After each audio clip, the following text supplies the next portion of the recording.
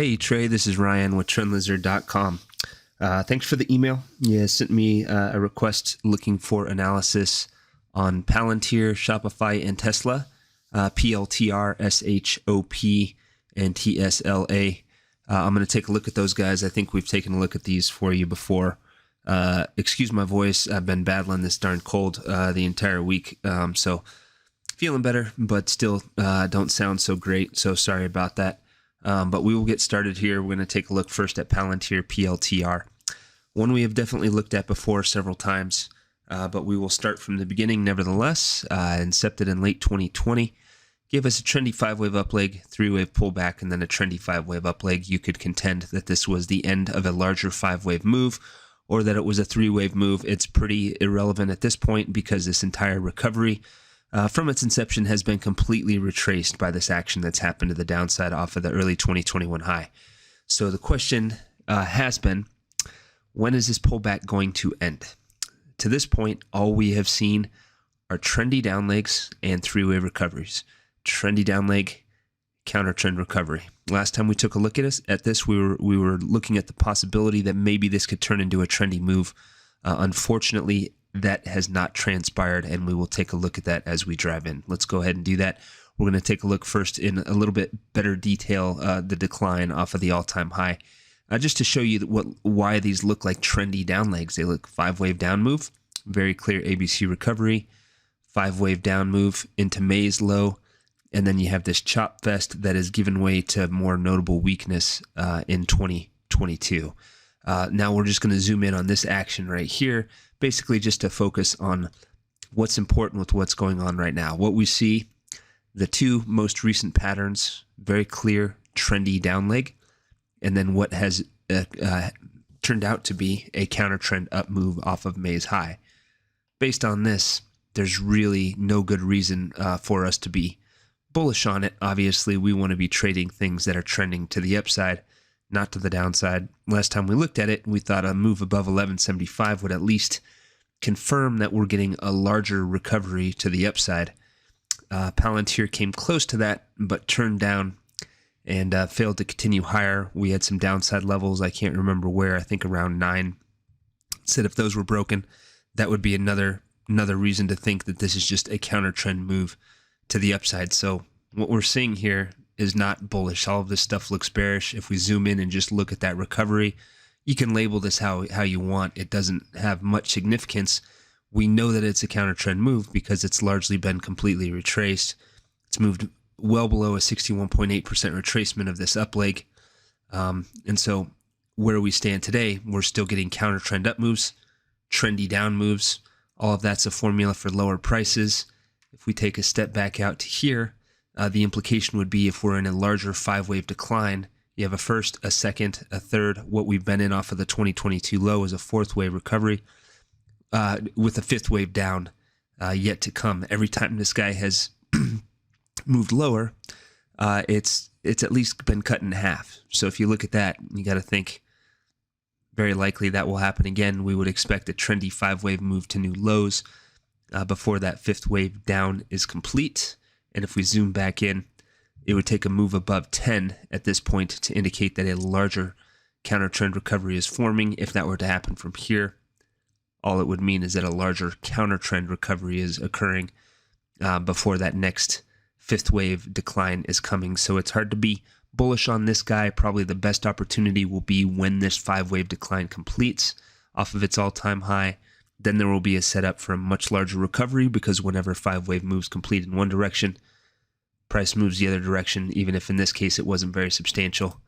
5-wave down, price moved in the other direction. This was a pretty substantial recovery there. So if you complete a larger 5-wave down move here, maybe at least then we will get a larger recovery. Even if it's a counter trend move, it would be a better opportunity. But as is, pretty hard to be bullish on a guy that's only given us trendy down legs and counter trend recoveries for the better part of 2 years. So we're going to zoom or change our direction now. We're going to move on to SHOP, Shopify, one we've looked at before.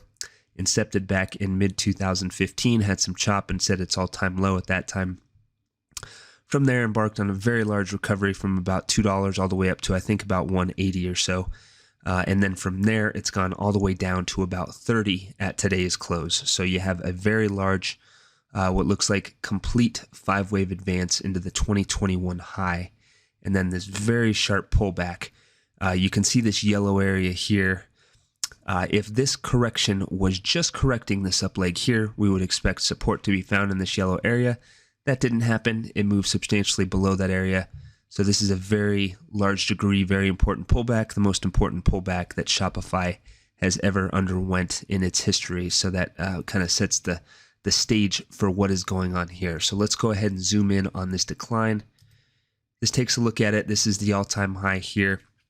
What we're seeing, similar to Palantir, are trendy down legs and counter trend recoveries. Trendy down legs and a very clear counter trend move here. So like Palantir, the same type of thing we're seeing here. It looks like a first, a second, a third, a fourth wave that is very possibly complete in what could be the start of a fifth wave decline. This continues to point lower. The fact that we're getting trendy down moves on such a large time frame doesn't really bode well for the long-term time frame. But once again, once we get a completed 5-wave move, then the opportunity will be for a much larger recovery to emerge. It'll last at least several months and provide some type of trading opportunity. But as is on these large time frames, we're getting these trendy downside moves, and it's tough to like that. Let's go ahead and zoom in. This takes a look just at this down leg off of August high here. This looks like a trendy move, so the implication would be, or the suggestion would be that this fourth wave is very likely over, and that wave 5 down is underway. Takes a move above 40. That's a pretty substantial move, but that would be what we need to see, or at least some trendy upside movement to give the suggestion that this 5-wave decline is over and that higher prices are coming. But for now, I think you have to expect lower levels in a 5th wave decline to new lows. Once we get it, once we start seeing some trendy upside action off of that low, then this looks more interesting. Right now, I think it's another one that we need to stay away from because the trends are happening to the downside.